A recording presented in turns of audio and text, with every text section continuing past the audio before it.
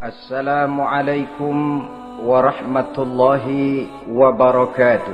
Waalaikumsalam warahmatullahi wabarakatuh.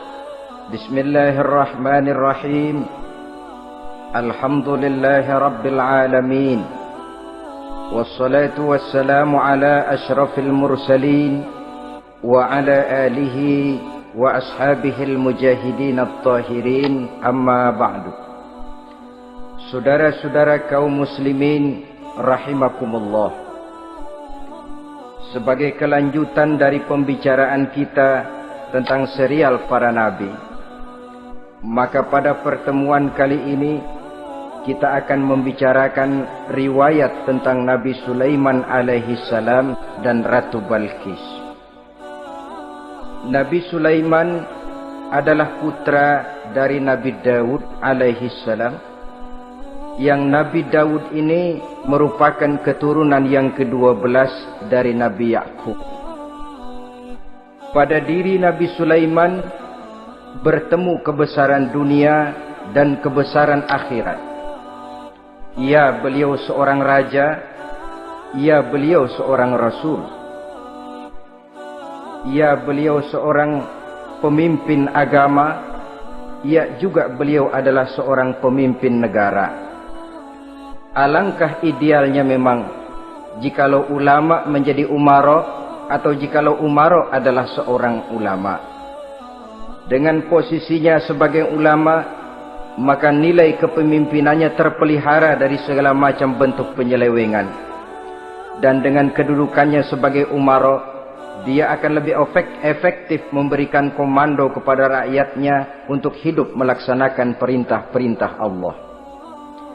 Tetapi oleh karena orang yang sekaligus jadi ulama dan umaro termasuk jenis makhluk langka, maka agama hanya akan memberikan pesan agar yang bernama ulama dan umaro saling bekerja sama untuk kemaslahatan dan kemanfaatan rakyat.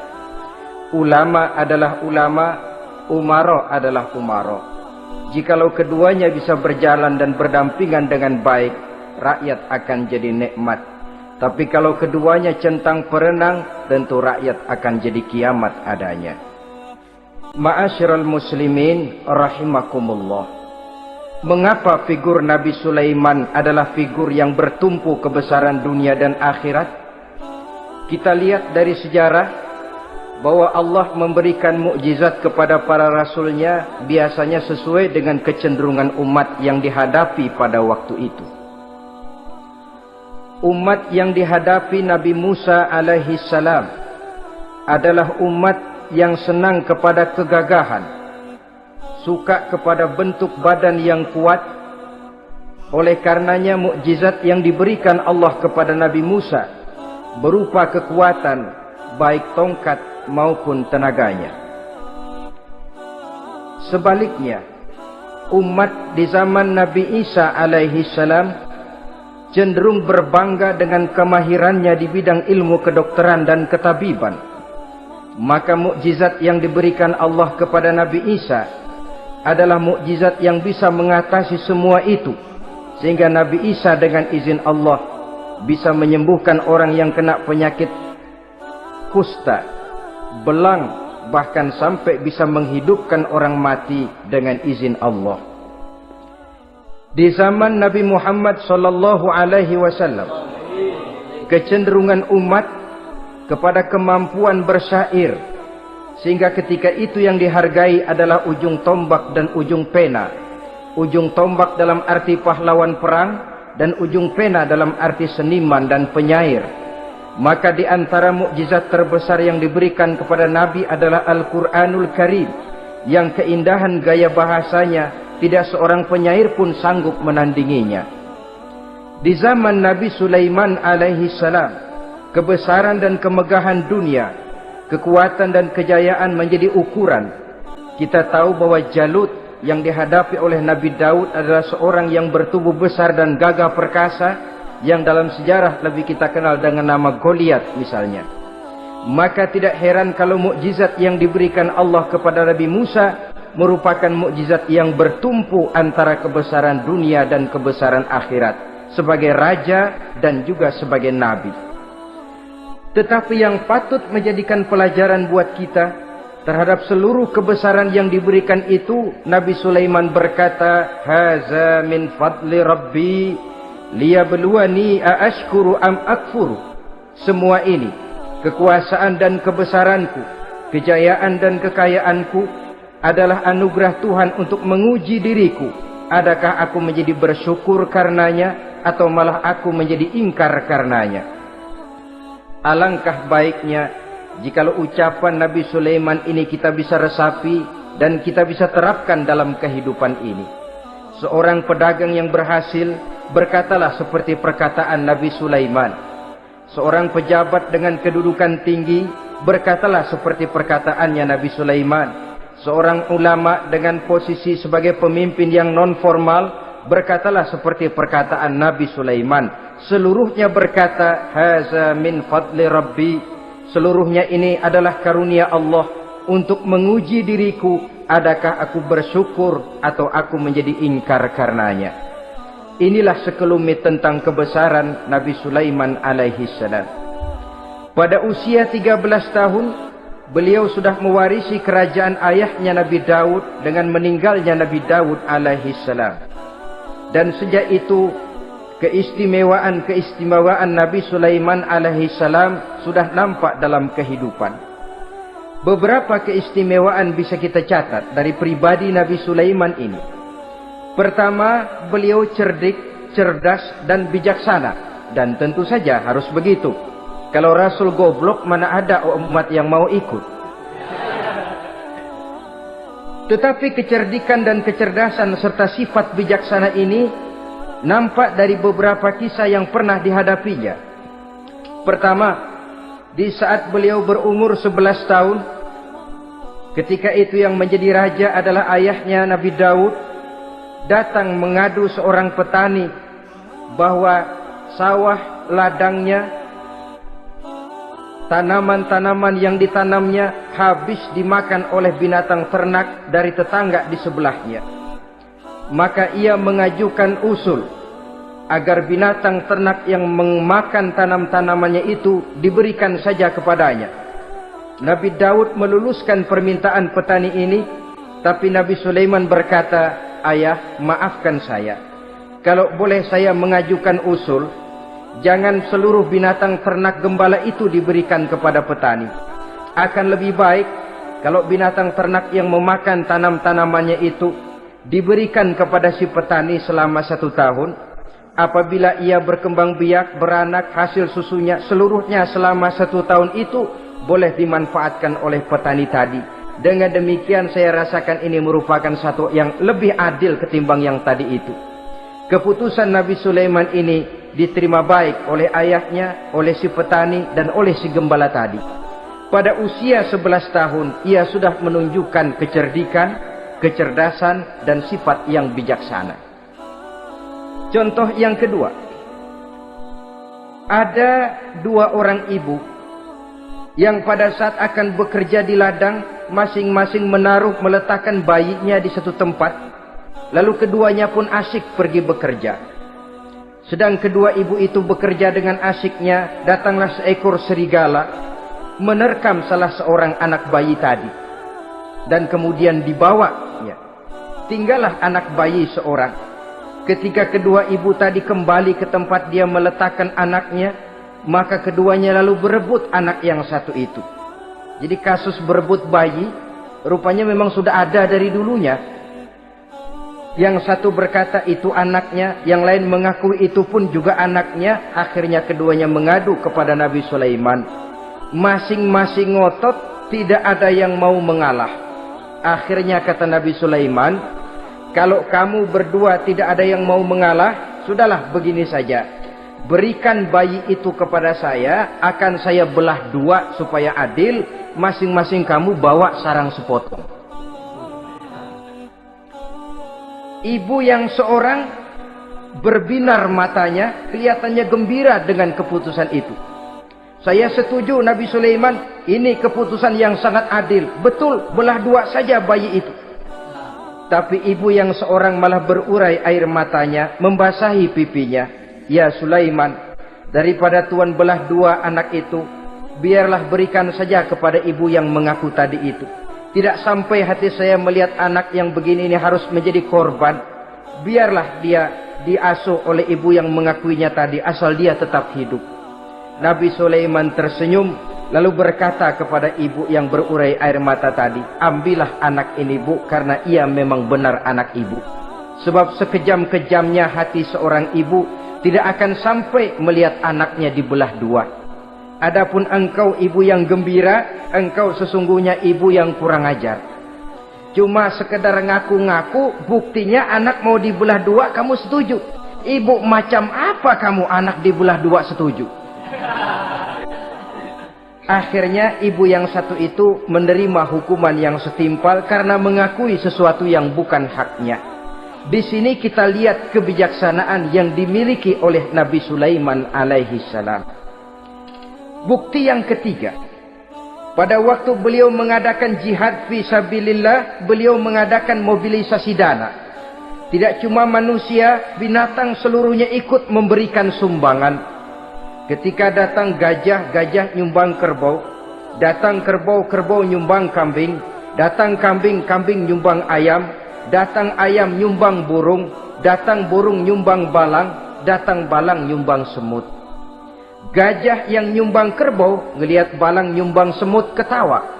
"Hei semut, balang, Nabi Sulaiman kamu berikan semut untuk apa kayak gitu kecilnya? Liatin dong saya nyumbang kebo," kata gajah. Nabi Sulaiman tersenyum seraya bersabda, "Al-hadiyatu biqadril muhdi." Pemberian itu memang sesuai dengan kemampuan orang yang memberi. Kalau gajah nyumbang kerbau itu wajar saja. Gajah besar sumbangannya pun besar. Sebaliknya kalau balang nyumbang semut itu juga memang pantas. Balang kecil sumbangannya pun kecil. Yang tidak wajar kalau ada balang mau nyumbang kerbau, ada gajah nyumbang semut. Di sini kelihatan watak yang bijaksana dari Nabi Sulaiman alaihi salam. Ini merupakan ciri keistimewaannya. Setiap rasul dibekali dengan sifat ini yang namanya sifat fatonah. Cerdik, cerdas, dan bijaksana. Yang ini memang merupakan mukjizat. Kecerdasan seorang rasul tidak merupakan hasil sekolahan, tapi merupakan bimbingan wahyu semata-mata, dan ini yang tidak bisa ditandingi oleh manusia. Jadi jangan lalu ngambil dalih Rasul aja nggak sekolah pinter, lalu ikut nggak sekolah, ya goblok terus. Itu khususiat kok. Sifat yang namanya fatona itu merupakan bimbingan daripada wahyu. Adapun manusia, jikalau dia mau cerdik, jikalau dia mau cerdas, jikalau dia mau bijaksana, dia harus belajar. Ya lewat bangku sekolah, ya lewat teman bergaul, ya lewat bertanya kepada orang-orang pandai, atau autodidak. Dengan hidup banyak membaca dari kehidupan ini. Dengan demikian nilai kecerdikan, kecerdasan dan kebijaksanaannya akan bisa meningkat adanya. Ini keistimewaan pertama. Keistimewaan yang kedua, Nabi Sulaiman diberikan kekuasaan oleh Allah sehingga bisa menguasai angin, jin, bahkan juga mengerti segala macam bahasa binatang. Menguasai angin, beliau bisa menundukkan angin ribut dan memerintahkannya angin itu. Dalam surah Al-Anbiya ayat 81 kita temukan, "Wali Sulaiman ar-riha asifatan tajri bi amrihi ilal ardil lati barakna fiha." Dan bagi Sulaiman, ia mampu menundukkan angin ribut yang bertiup menurut perintahnya ke permukaan bumi yang kami berkahi di dalamnya. Menguasai angin, barangkali istilah sekarangnya, memahami betul meteorologi.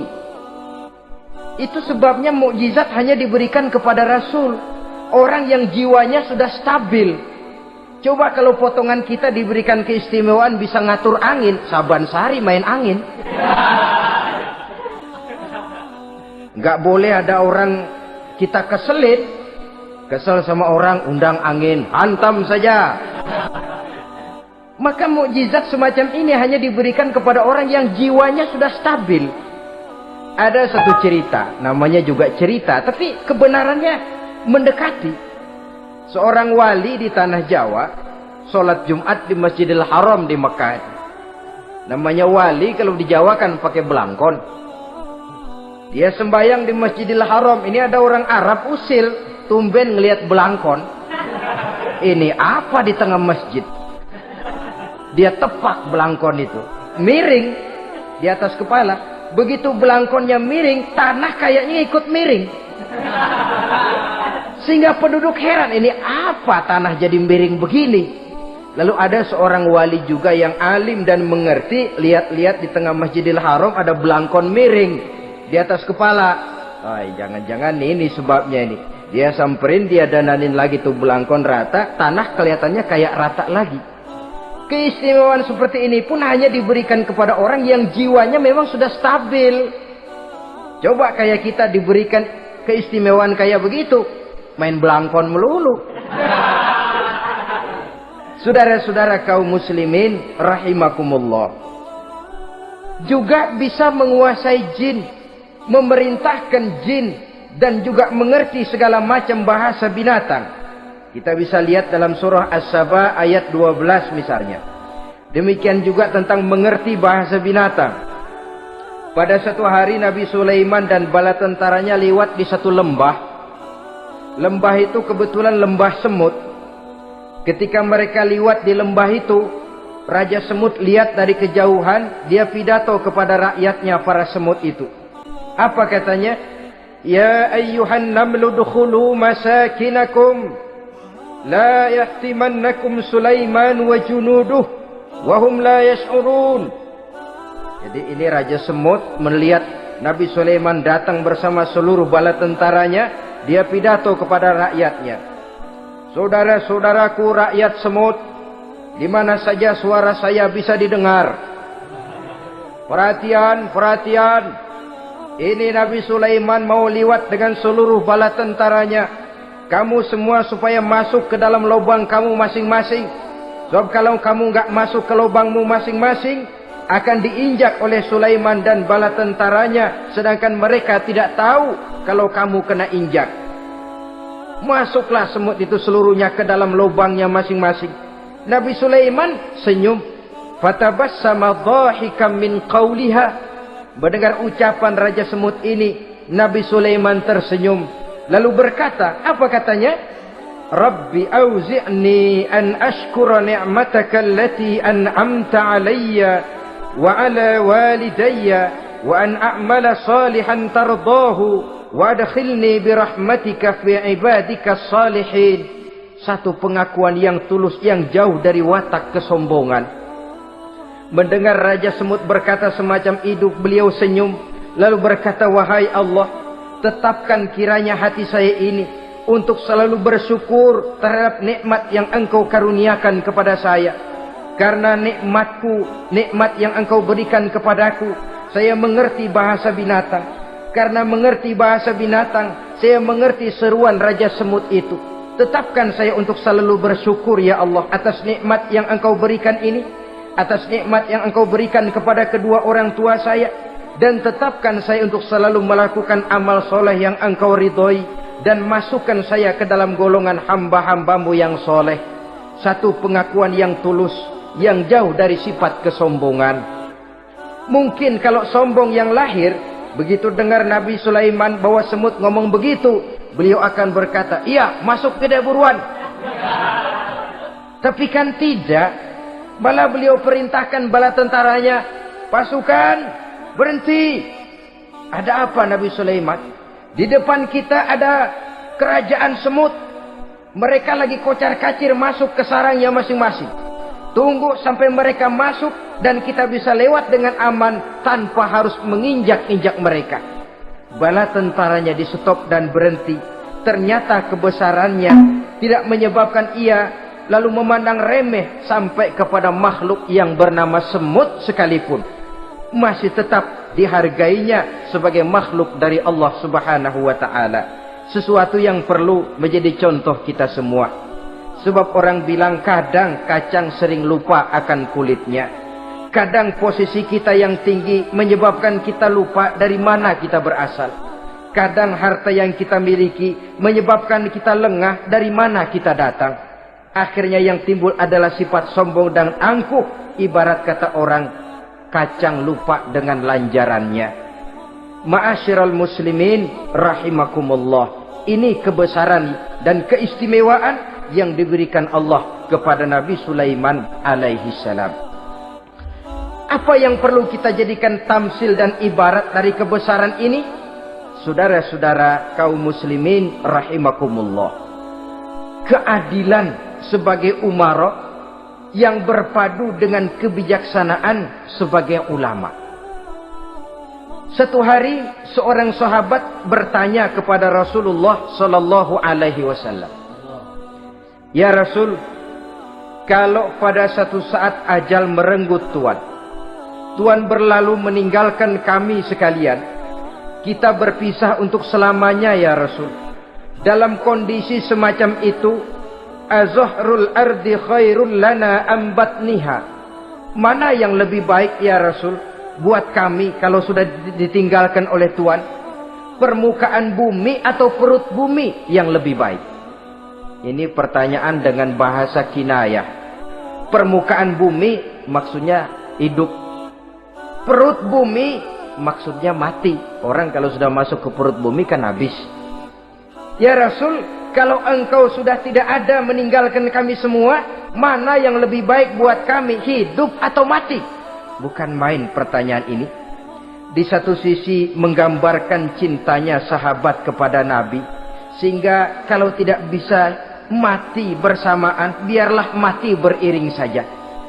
Di lain pihak juga mencerminkan bingungnya sahabat kalau sudah ditinggalkan oleh Rasul. Atas pertanyaan ini apa jawab Rasul? "Kamu nggak usah khawatir. Walaupun aku sudah tidak ada, kembali ke hadratullah azza wa jalla, meninggalkan kamu semua, kamu tidak usah bingung. Dengan syarat, idza kana umaraukum khiyarukum wa amrukum syura bainakum wa aghniyaukum askhiyaukum fa zahrul ardi khairul lakum min batniha."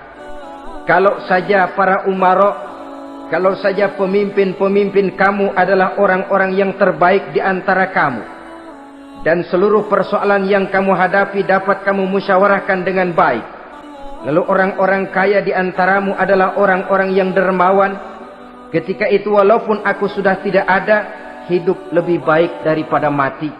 Permukaan bumi lebih baik daripada perut bumi. Dengan catatan 3 tadi. Pemimpinmu orang yang terbaik di antara kamu. Segala persoalan kamu musyawarahkan.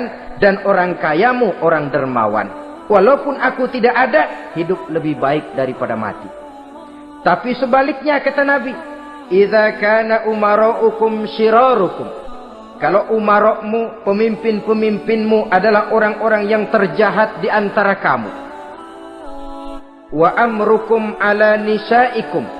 Dan segala urusanmu sudah diatur oleh perempuan. Walaupun dia tidak naik di bidang eksekutif, tidak memegang kekuasaan, tapi kekuasaan bayangannya jauh lebih menentukan daripada kekuasaan yang sesungguhnya. Kalau perempuan sudah ikut campur mengaturmu, kemudian wa askhiyaukum bukhalaukum. Orang-orang kaya di antaramu adalah orang-orang yang bakhil bin pelit alias kikir. Maka ketika itu kata Nabi, fabatnul ardi khairul lakum min zahriha. Perut bumi lebih baik daripada permukaan bumi. Apa yang bisa diharapkan dari pemimpin yang zalim, perempuan yang sok kuasa, dan orang-orang kaya yang bakhil dan pelit? Dalam kondisi semacam itu, bertemulah kita dengan yang bernama kiamat. Dan kalau sudah kiamat macam itu kata Nabi, perut bumi lebih baik daripada permukaan bumi. Maka yang kita perlukan sekarang adalah kerjasama antara ulama dengan umara. Ulama bukan umara, umara pun bukan ulama. Harus saling kerjasama dan jangan saling memperalat. Kerjasama menurut bidangnya masing-masing menjadi yang terbaik di bidangnya. Jangan sudah jadi kiai karena ingin berpartisipasi aktif lalu pindah jadi pemborong jembatan. Tidak sadar akan profesinya. Dan orang lalu tidak bisa berkata, apaan kiai mubalik bisanya cuma ngomong saja. Sekarang kan zaman pembangunan perlu karya nyata. Mana ada ustadz kiai mubalik bikin irigasi. Cuma pidato saja. Apa kemiskinan bisa diatasi dengan pidato? Ini juga orang tidak ngerti urusan.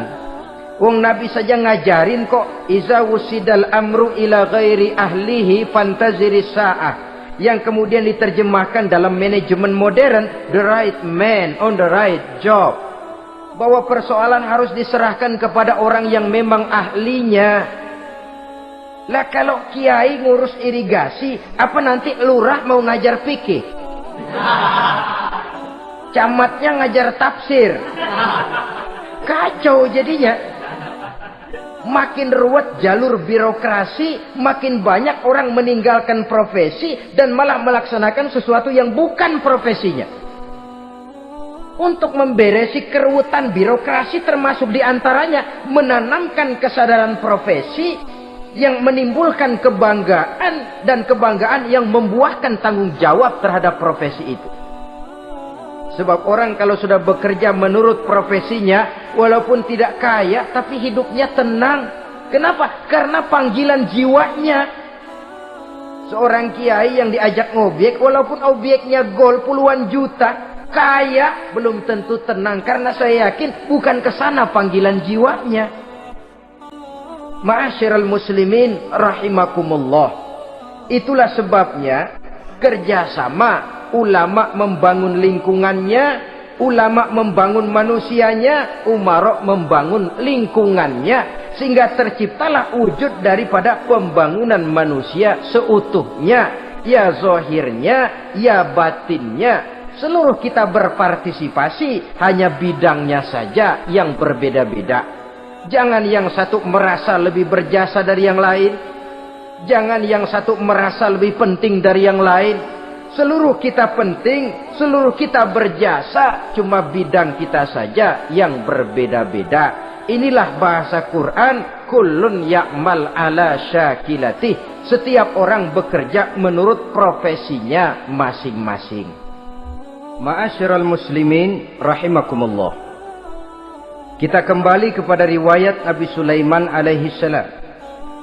Satu hari ketika beliau sedang menginspeksi pasukan, berkumpullah pasukan beliau itu, ya tentara yang manusianya, ya pasukan jinnya, ya seluruh binatang-binatangnya berbaris. Beliau selaku inspektur upacara mengadakan inspeksi pasukan. Dari sekian pasukan-pasukan yang diperiksanya pada waktu itu, Nabi Sulaiman melihat tidak terdapat burung hudhud. Beliau bertanya-tanya, "Ma liya aral hudhuda am kana minal ghaibin?" Kemana burung hudhud? Orang lain pada kumpul, dia sendiri tidak ada. Awas kalau dia datang. Kalau dia tidak bisa memberikan alasan yang tepat kemana dia, akan saya berikan sanksi dan hukuman. Ini namanya pemimpin yang bertanggung jawab toh. Seorang pun dari yang dipimpinnya tidak ada, menjadi pertanyaan.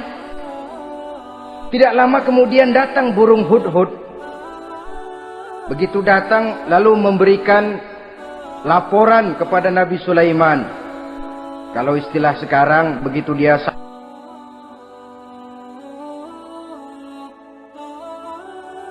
sampai berdiri hormat, lapor, kata hudhud ini.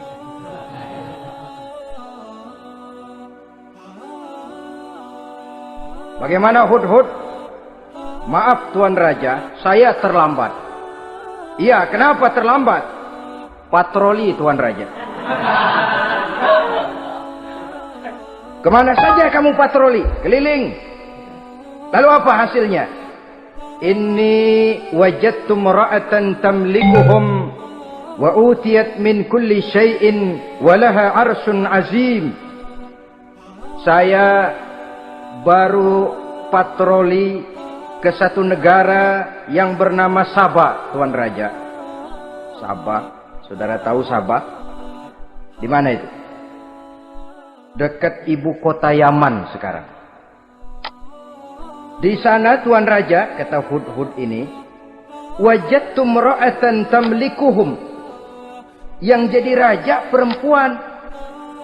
Kalau Tuan raja besar, Tuan orang laki. Ayah Tuan raja besar Nabi Daud, laki.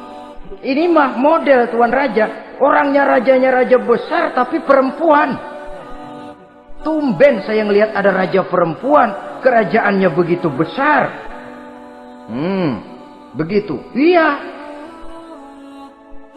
Lalu dia jadi raja bagaimana? Ya mewarisi kerajaan ayahnya Sri Baginda Raja Syarahil.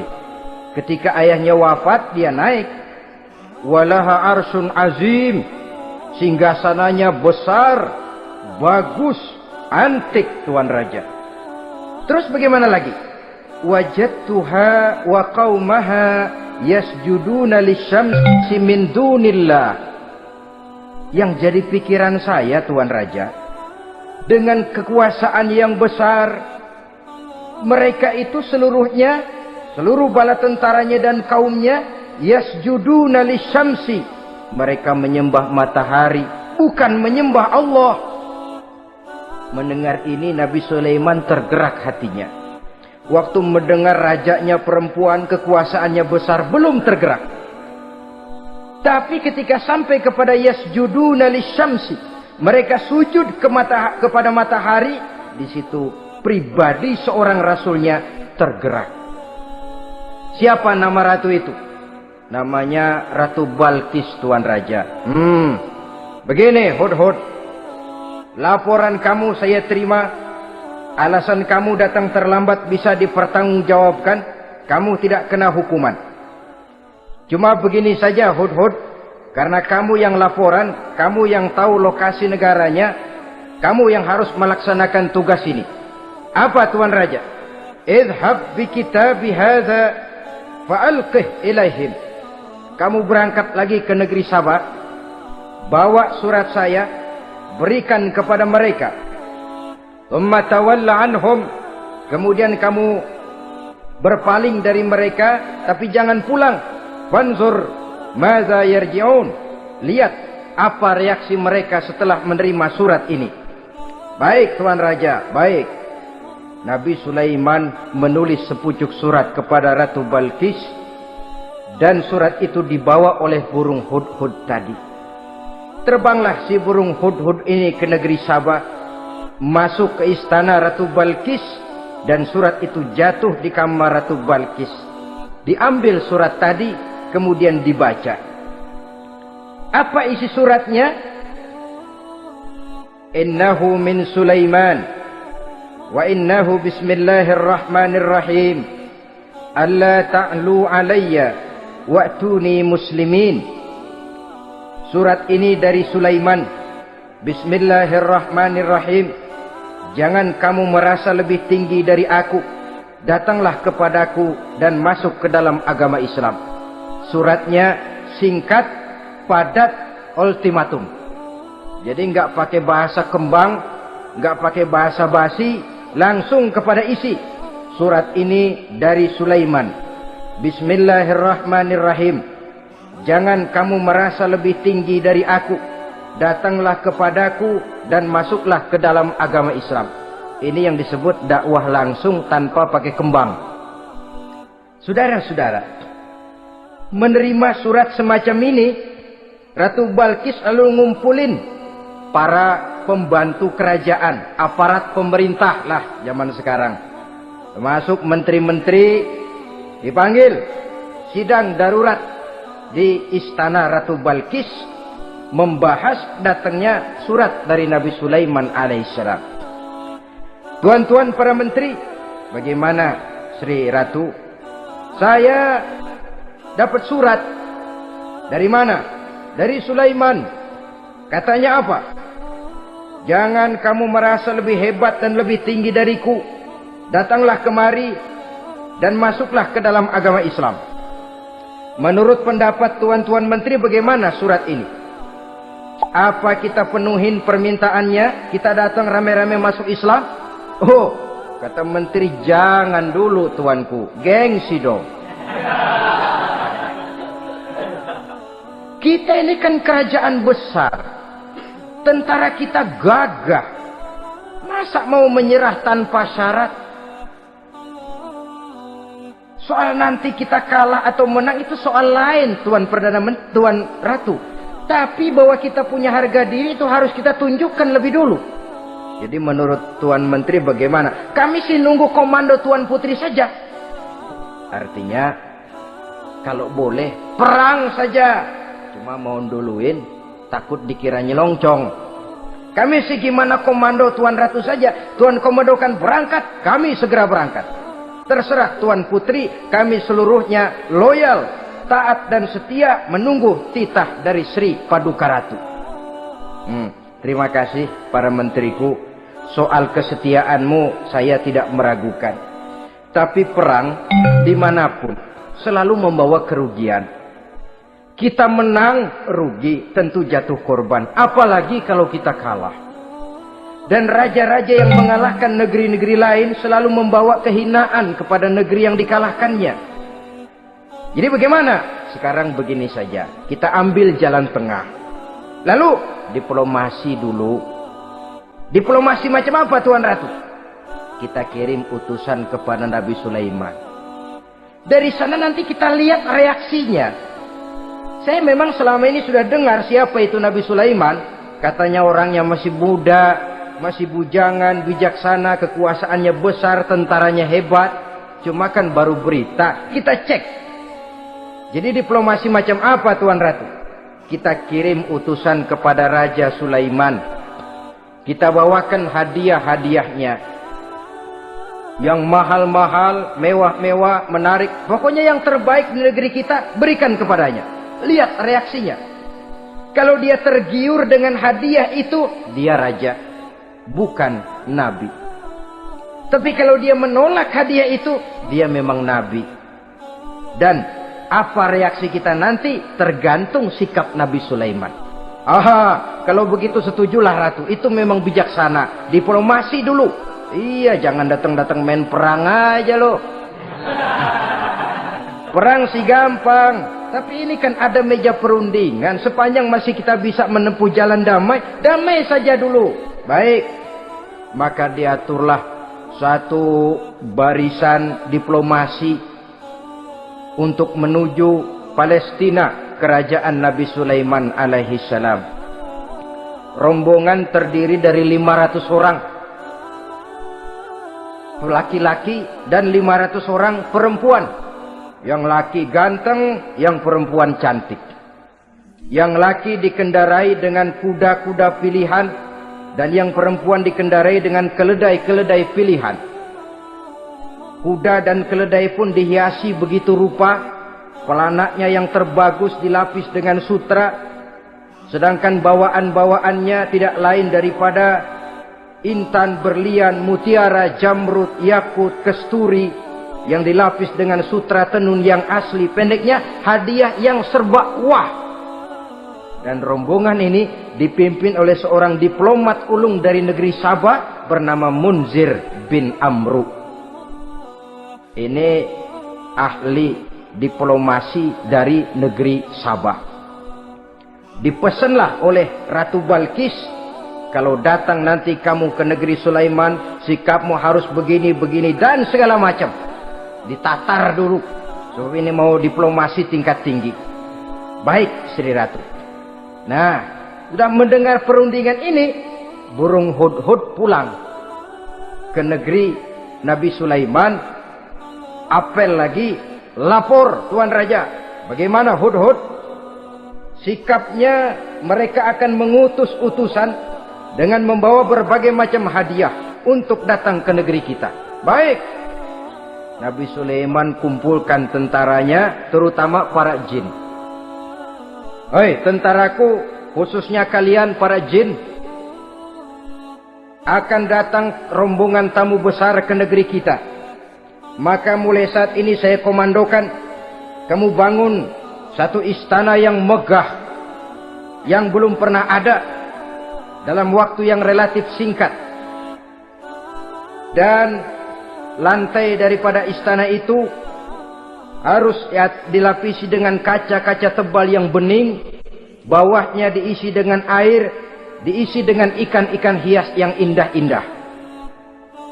Baik Tuan Raja, maka tentara Nabi Sulaiman sejak manusia sampai binatang sampai jin, semuanya kerja bakti membangun istana yang megah. Sehingga sebelum rombongan kerajaan Sabah ini sampai, istana sudah selesai. Mereka masuk ke dalam istana Nabi Sulaiman. Begitu melihat lantainya gemerlapan air, masing-masing pada ngangkat kain.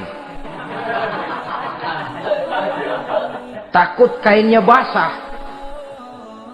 Waduh, ini istana kebanjiran begini pikiran. Kata Nabi Sulaiman, nggak usah diangkat kainnya, nggak usah. Ini dilapis kaca, cuma bawahnya memang kolam. Kolamnya berisi ikan. Oh, bengong. Bengong. Bengong aja pada melongo mulutnya. Saudara-saudara, jadi persis orang yang tinggal di puncak gunung datang ke tengah-tengah kota. Kan noraknya minta ampun. Apaan aja ditunjuk. Apaan aja dilihat, apaan aja ditunjuk. Ini ya, itu ya, wah. Wah, sudah semuanya serba wah. Jadi kalau istilah tingkat diplomasinya, mereka sudah kalah mental. Dan itu sudah kemenangan pertama dari Nabi Sulaiman. Sudah shock. Mereka merasa negeri Sabah kaya, luar biasa, hebat. Begitu datang ke negeri Sulaiman, mereka jadi orang norak kayaknya. Sudah kumpul, nah selamat datang tuan-tuan ke negeri kami. Ada pesan apa? Majulah Munzir bin Amru. Tuan Sulaiman, bagaimana? Kami diutus oleh Sri Baginda Ratu Balkis untuk menyampaikan hadiah-hadiah yang kami bawa ini. Intan, berlian, yakut, jamrud, kesturi, dan barang-barang mahal lainnya. Mudah-mudahan Tuan bisa menerima dengan senang hati. Nabi Sulaiman tersenyum. Lalu beliau berkata, "Atumiddunani bimalin, fama atani Allahu khairun mimma atakum." Kamu mau memberikan saya seluruh hadiah-hadiah permata intan ini? Padahal apa yang telah diberikan Allah kepada saya jauh lebih baik dari apa yang telah diberikannya kepadamu. Kamu merasa bahwa saya kekurangan semua ini? Ketahuilah tuan-tuan, saya punya lebih banyak dari apa yang tuan-tuan berikan sekarang ini. Irja' ilaihim, bawa pulang kembali seluruh hadiah ini. Sampaikan salam saya kepada ratumu, Ratu Balkis. Falanatiyannahum bijunudin la qibala lahum biha. Kalau mereka tetap tidak mau datang menyatakan keislaman, kami yang akan datang ke sana dengan seluruh bala tentara kami yang mereka pasti tidak akan sanggup menghadapinya. Saudara bisa baca dalam surah An-Naml ayat 36. Saudara hadirin ma'asyiral muslimin rahimakumullah. Kalau orang sudah silau dengan yang namanya upeti, hadiah, harta, secara mental dia sudah jatuh. Andai kata ketika itu Nabi Sulaiman menerima seluruh hadiah tadi, maka misi kerasulannya tidak akan jalan. Wibawanya hancur dan dia tidak akan sanggup lagi mendakwahkan Ratu Balkis untuk masuk ke dalam agama Islam. Dia akan jadi cemoohan di negeri Sabah.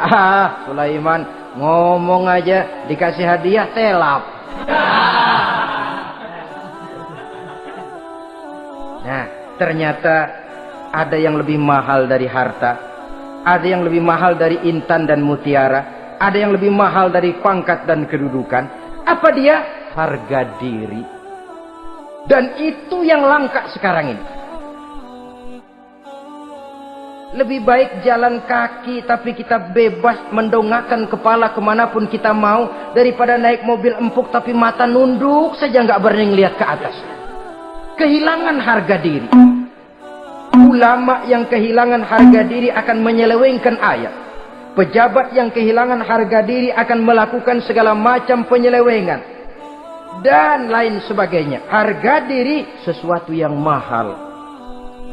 Terutama di kota-kota besar, kota-kota yang menyandang gelar metropolitan, biasanya harga diri ini sudah tidak dihiraukan orang lagi. Cuma untuk uang yang relatif kecil, cuma untuk kedudukan yang temporer, orang tidak segan-segan mengorbankan sesuatu yang paling mahal yang bernama harga diri. Akhirnya suap merajalela, sogok menjadi-jadi, semir pun menjamur. Bahkan malah kadang-kadang jadi target. Sehingga ada pernah berita jabatan wakil gubernur katanya dikomersilkan. Siapa yang bisa memberikan sekian puluh juta dia akan naik. Ini kalau sudah begini ya salam.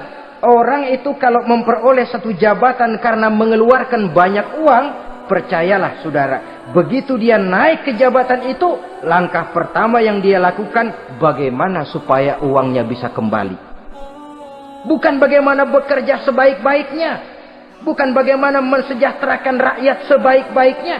Karena dia merasa naik jabatan banyak mengeluarkan uang, setelah dia naik gimana supaya pulang modal dulu. Lebihnya kalau ada baru bekerja buat rakyat, itu pun kalau nggak keburu pensiun. Kadang-kadang malah lebih celaka lagi, kalau sudah mau pensiun baru bikin pemutihan. Saya baru rajin iktikaf di masjid, pergi haji. Kenapa? Udah pensiun. Tapi waktu masih aktif, tanda tangan masih laku, nota masih dihargai, kata belece masih berwibawa, lupa berbuat untuk hari depan dirinya sendiri, yaitu akhiratnya. Konon lagi untuk umat dan agamanya. Jadi untuk mengabdi, berbuat baik kepada umat, berkhidmat kepada agama, iktikaf di masjid, tuan-tuan, tak usahlah nunggu sampai pensiun. Manfaatkan posisi yang tuan-tuan punya sekarang ini untuk beribadah dengan sebaik-baiknya. Itu pun masih bersyukur, masih bisa mengadakan pemutihan daripada tidak sama sekali.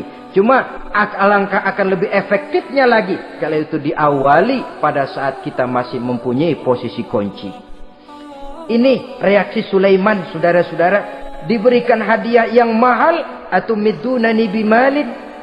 Kamu mau nyogok saya dengan hadiah ini? Yang diberikan Allah lebih hebat dari yang kau bawa sekarang ini. Apa yang saya cari? Oleh Allah saya telah diberikan sesuatu yang lebih besar dari yang kau bawa. Sudah, bawa pulang saja. Sampaikan salam kepada ratumu. Kalau dia tetap ngotot tidak mau kemari, saya yang akan datang ke sana dengan seluruh bala tentara yang saya yakin sampean akan kewalahan ngadepinnya. Pulang, sampaikan salam saya, bawa seluruh hartamu. Diplomasi tahap pertama menang total. Utusan Raja Sabah sudah kalah mental, kalah juga fisik. Pulanglah mereka dengan membawa kembali seluruh hadiah yang mereka ingin sampaikan tadi. Bisa dibayangkan mentalnya itu, ya.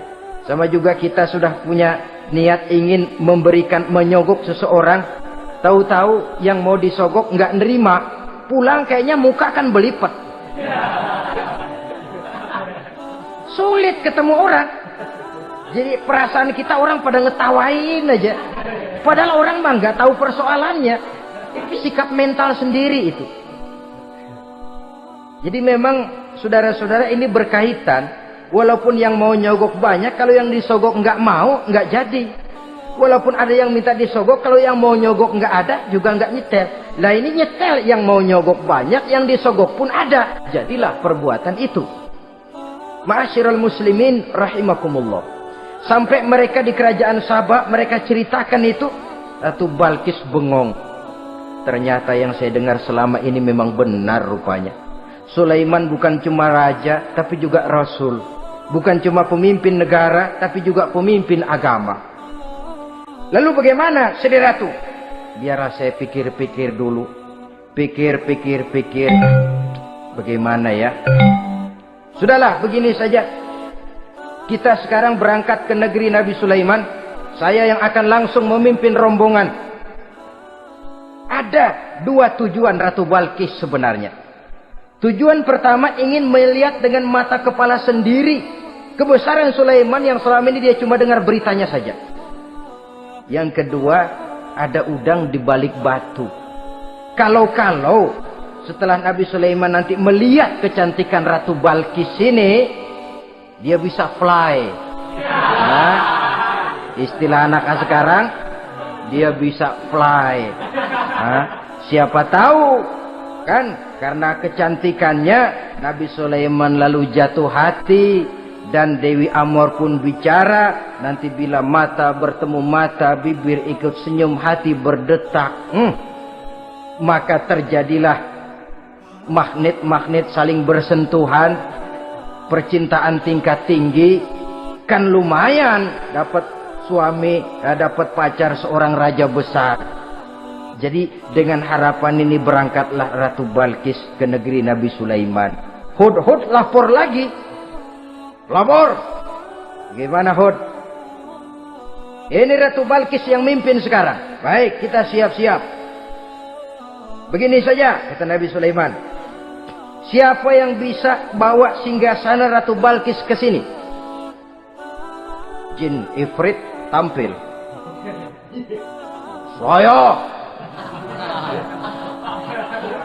Berapa lama kamu perlukan untuk membawa singgasana Ratu Balkis kemari? Sebelum Tuan bangun dari tempat duduk, itu singgasana sudah bisa sampai kemari, Tuan Raja. Bagus. Ada yang bisa lebih cepat? Saya, kata seorang ulama. Berapa lama? Sebelum Tuan kedip. Asal Tuan kedip, Tuan melek lagi, singgasana sudah sampai di sini. Baik, kerjakan. Dalam waktu sekejap itu singgasana Ratu Balkis sudah sampai di istana Nabi Sulaiman. Pasang di sini, biar dia dudukin nanti. Rubah sedikit biar dia nggak kenalin. Dirombak sedemikian rupa. Masuk Ratu Balkis ke istana Nabi Sulaiman. Terjadilah kemudian di perundingan semacam tingkat tinggi antara raja dengan raja. Bagaimana, Tuan Ratu Balkis? Iya, Tuan Sulaiman. Iya, bagaimana? Saya kagum dengan kebesaran Tuhan. Bukan kebesaran saya. Seluruhnya ini adalah karunia Allah kepada saya. Saya dengar Tuhan menyembah matahari. Padahal matahari tidak pernah memberikan apa yang Tuhan kehendaki. Matahari tidak pernah menciptakan Tuhan. Adalah lebih baik Tuhan menyembah yang menciptakan matahari daripada menyembah matahari itu sendiri. Nabi Sulaiman, bagaimana kalau kita mengadakan ya sambil berunding, sambil lobbying istilah sekarang. Baik, lobbying pun jadi. Berjalanlah meninjau seluruh pelosok istana Nabi Sulaiman alaihissalam. Seperti halnya bala tentaranya, Ratu Balkis juga sampai di lantai kaca, angkat kain. Kata Nabi Sulaiman, jangan diangkat tuh kain. Ini bukan air, istana kaca. Bukan main kebesaran kamu. Melihat begitu kebesaran Nabi Sulaiman, Ratu Balkis yang niatnya sementara mau melontarkan diplomasi asmara, lupa. Lalu apa katanya? Rabbi inni zolamtu nafsi. Ya Allah, selama ini saya benar-benar telah zolim kepada diri saya.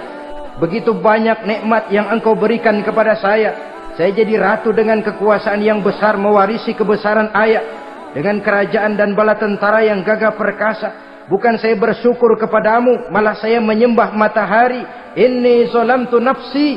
Sungguh saya telah zalim kepada diri saya. Maka mulai sejak saat ini, aslamtu ma'a Sulaiman lillahi rabbil alamin. Mulai sejak saat ini ya Allah, saya nyatakan diri, saya masuk Islam, bertuhankan Allah Rabbul Alamin. Saya tunduk kepada Nabi Sulaiman alaihi salam. Masuk Islam sebelum diplomasi asmaranya melayang, saudara-saudara. Sudah masuk Islam? Sudah. Nah, Ratu Balkis sekarang bagaimana? Ya Nabi Sulaiman, Kalau saya masuk Islam, apakah kerajaan saya akan tunduk dan diatur oleh kerajaan Tuhan? Tidak. Kamu persilakan pulang ke kerajaanmu. Atur negerimu menurut cara yang kamu mau, asal sesuai dengan perintah Allah. Saya bukan penjajah. Saya cuma mengajak kamu ke dalam Islam. Saya tidak ingin meluaskan wilayah saya. Asal kamu sudah masuk Islam, tugas sudah saya jalankan. Perkara kerajaanmu, kau pulang, kau atur, dan kau tetap jadi raja. Jangan merasa kalau sudah masuk Islam lalu kerajaanmu saya caplok. Islam bukan penjajah, Ratu Balkis. Baiklah Nabi Sulaiman, saya tahu. Tapi untuk melanggengkan kerjasama antara kerajaan Sabak dengan kerajaan Tuhan, caranya bagaimana? Mulain ngojok-ngojok. Dia nggak bilang, lu demen aja deh sama gue. Enggak. Cuma untuk jangka panjang. Jangka panjangnya Sulaiman, supaya kita tetap bisa kerjasama, caranya bagaimana? Ya supaya kerajaan berumur panjang, kau harus punya keturunan. Kata Nabi Sulaiman. Itu kan berarti saya harus nikah. Memang. Tapi saya ratu. Suami saya kan paling kurang juga harus maharaja, sahansah. Ya sebenarnya sih cuma dia nggak bilang aja. Di kerajaan gue nggak ada yang setimpal. Gue maunya sama elo. Itu kalau bahasa kita. Cuma ini kan bahasa perempuan. Perempuan kan paling pintar nahan perasaan. Nggak kayak orang laki. Orang laki kalau lagi mabuk cinta teler.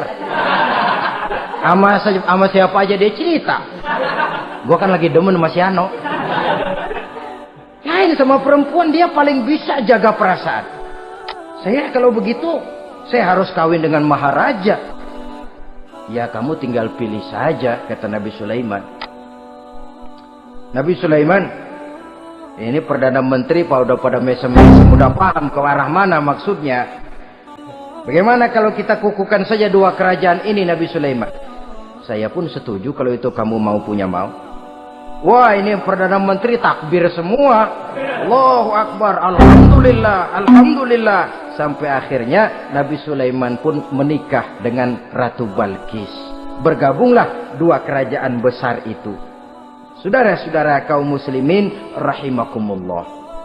Kemudian setelah bertahun Nabi Sulaiman wafat. Tidak seorang pun tahu karena beliau wafat sedang pegangan tongkat.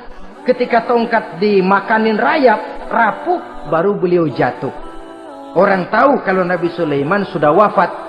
Menurut riwayat beliau wafat itu sedang sholat. Karena sholat Nabi Sulaiman cuma diri saja. Tidak pakai ruku dan sujud. Menurut riwayat lain beliau sedang memandori jin dan tentaranya yang sedang kerja. Begitulah wafat beliau. Kita bisa baca dalam surah Saba ayat ke-14. Setelah beliau wafat, Palestina diserbu oleh Raja Bukhtanasor atau Raja Nebukadnezar. Seluruh kebesaran Sulaiman di bumi hanguskan, istananya dihancurkan, intan permata dan kekayaan beliau dirampok, dan tinggallah kebesaran Sulaiman cuma legenda saja yang kita kenal dengan istilah Haikal Sulaiman. Legenda, riwayat-riwayat yang sampai sekarang ini masih bisa kita telusuri kebenarannya. Saudara-saudara, inilah pertemuan yang singkat ini. Walaupun serba singkat, mudah-mudahan ada manfaatnya. Dengan kesimpulan, seluruh anugerah yang ada pada kita hakikatnya karunia Allah. Marilah kita menjadi orang yang pandai bersyukur atas anugerah itu. Terima kasih atas segala perhatian. Mohon maaf atas segala kekurangan. Usikum wa nafsi bitaqwallah. Wassalamualaikum warahmatullahi wabarakatuh. Waalaikumsalam.